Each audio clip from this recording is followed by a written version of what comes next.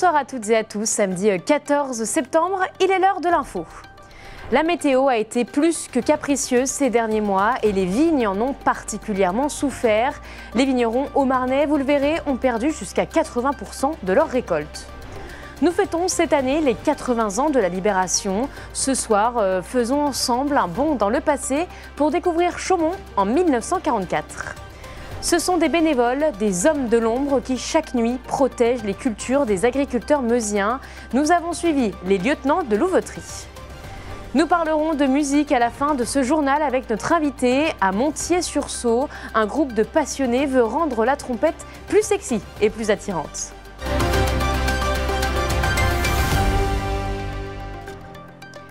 C'est le grand rendez-vous pour tous les vignerons, les vendanges, mais cette année, elle s'annonce extrêmement difficile dans le secteur de la Haute-Marne, entre le climat très instable de cette année et les conditions de travail assez délicates. De nombreuses pertes devraient être recensées pendant ces récoltes. Un reportage de Julien De Bruyne. Dans ces lignes, les vendangeurs doivent parfois chercher les grappes de raisin. À Rizot-Courbuchet, ces vignerons ont perdu une grande partie de leur hors vert. Les vendanges viennent à peine de commencer et elles s'annoncent déjà catastrophiques. Cette année, les sourires sont très loin d'être au rendez-vous chez les ouvriers. La météo très capricieuse de ces derniers mois a eu raison des domaines viticoles. Le champagne a été particulièrement impacté. Alors cette année, la récolte est très difficile. Tout au long de l'année, on a eu des problèmes au niveau de la pluviométrie qui a été très importante. Et en printemps, on a eu 2 journées de gel, le 22-23 avril, qui ont handicapé sur certaines parcelles jusqu'à 50%, voire 60% de récolte en moins. Tout cumulé avec les maladies genre mildiou, odium.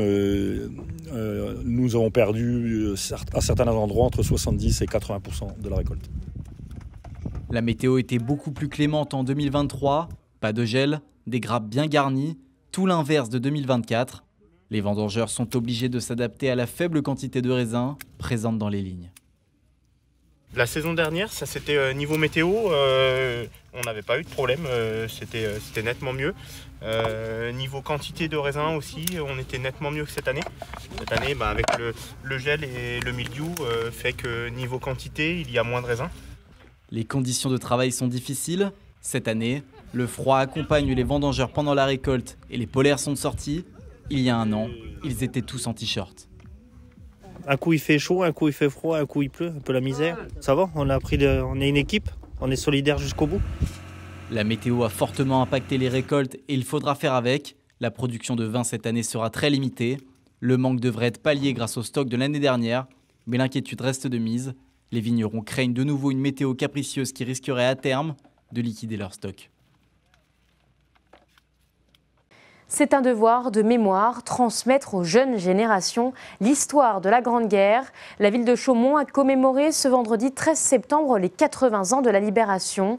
Un dépôt de gerbes a bien sûr été organisé au monument aux morts. La rédaction a décidé de vous plonger dans le passé de la ville. Revivons ensemble Chaumont à l'arrivée des Alliés en 1944. Célia Richard et Mathis Grenier. 13 septembre 1944. Chaumont est toujours sous le joug des troupes allemandes. En fin de matinée, l'espoir renaît avec l'arrivée des soldats américains. Après 4 ans d'occupation, les habitants retrouvent la liberté. L'ennemi se retire mais détruit tout sur son passage. Ville stratégique par son emplacement géographique, des bâtiments essentiels sont sabotés. Et, ce qui est impressionnant, c'est qu'il a été bombardé. Et donc on voit les piles du viaduc qui sont effondrées et la voie de chemin de fer qui est restée suspendue. C'est les Allemands en fuyant qui ont saboté le viaduc pour rompre la voie de communication qui est stratégique, hein, il faut bien le comprendre parce que c'est la ligne de chemin de fer qui permet de relier Paris à tout l'est de la France, donc tout le front. Ces événements ont marqué l'histoire, ils se racontent aujourd'hui dans les documents et les photos de l'époque précieusement conservées aux archives départementales de la Haute-Marne. La mission de tous les services d'archives publics en France est de conserver ces traces écrites de l'histoire et C'est un enjeu important parce que qui ne se souvient pas de son histoire a peu de chances d'éviter de recommettre les mêmes erreurs dans le futur. Mais c'est aussi un moyen de savoir comment ont vécu nos ancêtres. 80 ans plus tard, Chaumont continue de perpétuer les souvenirs de la Grande Guerre par des expositions, des conférences, mais aussi la traditionnelle cérémonie de commémoration. Bien écoutez, comme tous les 13 septembre, nous célébrons la libération de la ville de Chaumont. Mais ce 13 septembre est particulier puisque c'est le 80e anniversaire de la libération de la ville de Chaumont. C'est un anniversaire important parce que malheureusement la mémoire vive a disparu, 80 ans. Il y a encore quelques personnes qui étaient jeunes, qui étaient enfants à l'époque, qui peuvent se souvenir, qui peuvent transmettre. 80 ans après, Chaumont se souvient.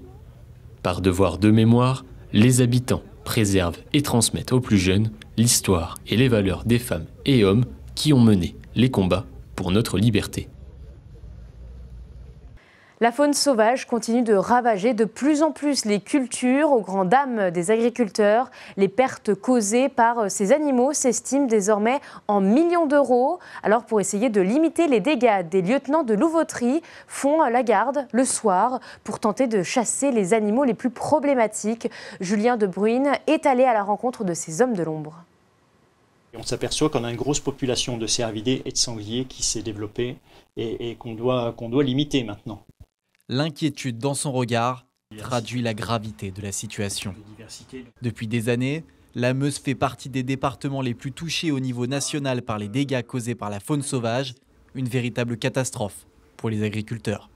Et les espèces qui nous concernent le plus sur la Meuse sont les espèces chassées, notamment le sanglier, le cerf, les cervidés, les chevreuils également. Pour les autres espèces, ça se passe bien, on n'a pas trop de soucis, mais on rencontre vraiment des problèmes sur certains secteurs avec l'espèce cervidés maintenant, mais essentiellement les sangliers. Ce sont des hommes de l'ombre, des bénévoles chargés de protéger les cultures. On les appelle les lieutenants de louveterie. À chaque sortie, ils sont sollicités par la direction départementale des territoires de la Meuse. Ils sont en quelque sorte les médiateurs entre les agriculteurs et les chasseurs. Ces animaux-là qui causent des dégâts, normalement, sont régulés par les chasseurs. Il y a un moment où les chasseurs sont dépassés, où des zones sont non chassées ou pas suffisamment chassées. Et à ce moment-là, donc, il est important de pouvoir les repousser dans les forêts pour que les cultures puissent être travaillées et récoltées le plus tôt possible. Ce soir, leur objectif est de protéger les champs de maïs d'une agricultrice très ravagée par les sangliers. On va prendre donc la départementale qui traverse Corniéville en direction de la Meurthe-et-Moselle et on va apprécier la quantité d'animaux pour voir si effectivement il faut les effaroucher ou éventuellement faire un prélèvement létal. À l'aide de caméras thermiques, les lieutenants louvetiers peuvent repérer facilement les animaux nuisibles dans les cultures. En cas de nécessité, ils sont même autorisés à tirer sur certains d'entre eux, comme les sangliers notamment. Alors il y a des échanges, c'est-à-dire qu'il y a une prévision de mission qui est demandée vers midi le jour de l'intervention. La gendarmerie, l'Office français de la biodiversité, l'OFB, est prévenu de nos interventions. Et effectivement, donc on est dans le cadre d'une intervention de nuit, donc formé à intervenir la nuit sur des animaux bien ciblés et sur des zones bien ciblées également. Ces deux lieutenants ont désormais l'habitude, pas de bruit et concentration maximum. La proie est abattue. À la demande de l'agricultrice, ce sanglier de 50 kg lui sera directement remis à la ferme afin d'être consommé. En attendant, mission réussie pour les lieutenants de louveterie qui seront de nouveau sur le terrain la nuit suivante.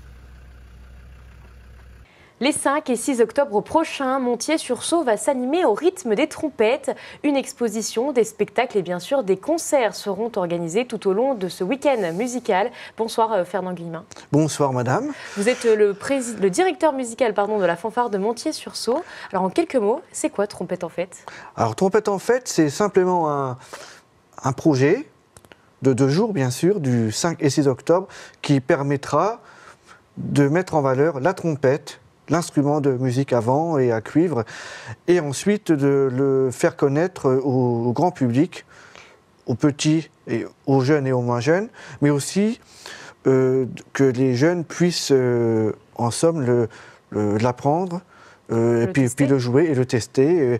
Et c'est pour cela qu'on aura aussi des expositions, parce qu'on aura un facteur d'instruments de Gilbert Bouton, de Metz, qui viendra nous montrer des trompettes et qui nous montrera comment, par exemple, nettoyer une trompette, comment la tester, tout ça. L'idée, c'est d'avoir quelque chose de pratique au-delà de la musique. Oui, et puis de rendre aussi un événement populaire aussi. Parce que, puisqu'on aura aussi un spectacle pour enfants le samedi soir à 5h à la salle de la mairie de Montier-sur-Sault. C'est un spectacle d'enfants pour la découverte de la musique classique et puis de la musique grand public, créée par une de mes amies professeure de chant à Villers-les-Nancy, Sophie Norton. Alors, comment vous est venue l'idée de créer, avec toutes ces personnes, toutes ces activités, cet événement ? Eh bien, écoutez, tout simplement parce que notre fanfare Montier-sur-Sault a besoin de trompettes et de cuivre, et donc il faut à tout prix créer quelque chose, voilà.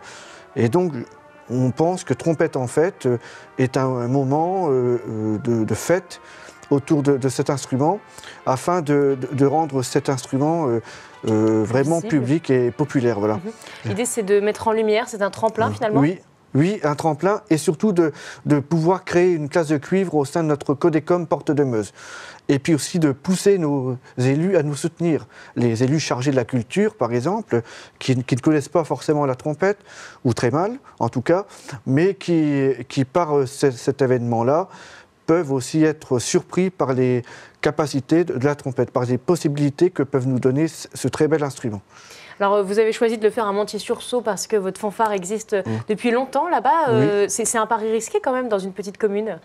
Oui, c'est un pari risqué parce que Montier-sur-Sault est un village de 380 habitants, entre la Haute-Marne et la Meuse, à la frontière quasiment, mais simplement parce qu'on a la fanfare qui existe depuis 1948, créée par André Peureux, et nous sommes parmi les rares batteries fanfares qui restent encore dans notre territoire de la Meuse et de notre Codécom Porte de Meuse. Nous sommes beaucoup sollicités annuellement, mais nous sommes arrivés aussi à un effectif où on a besoin d'être renouvelé, mais aussi d'être aussi un peu plus nombreux, voilà. Et on constate aussi qu'on a beaucoup de mal à recruter aussi dans ces instruments. Cuivre, pourquoi, trompette. Selon vous, ça attire moins? Justement, Trompette en Fête, c'est peut-être l'occasion d'attirer des jeunes, peut-être? Oui. Alors ça, oui, Trompette en Fête, oui, c'est aussi le but aussi de rassembler des familles. Donc des jeunes en particulier, que les parents viennent avec les enfants, viennent au concert de clôture du 6 octobre qui rassemblera, dont sera invité le grand ensemble de trompettes de Lorraine. C'est une nouvelle formation de chambre sur la trompette qui a été créée en septembre 2023 et qui rassemble des trompettistes professionnels, soit membres des orchestres symphoniques régionaux, ou soit professeurs dans les conservatoires régionaux ou départementaux. Et donc de la région. Clôturer l'événement. Voilà. Alors, dernière question, est-ce qu'on pourrait dire que Trompette en Fête, c'est une façon de rendre sexy la trompette, peut-être? Oui, parfaitement. Parfaitement, parce que la trompette a besoin d'avoir une autre image que celle qui a pu être donnée dans le temps. Voilà.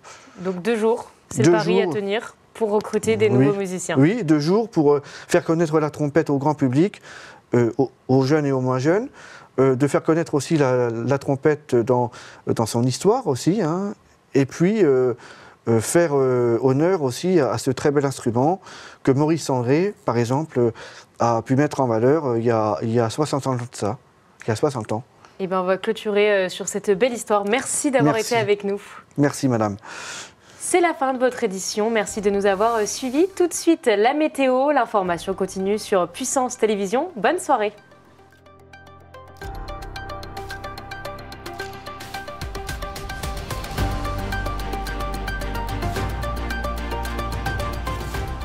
Toute l'actualité en continu à retrouver sur notre site internet et notre application mobile.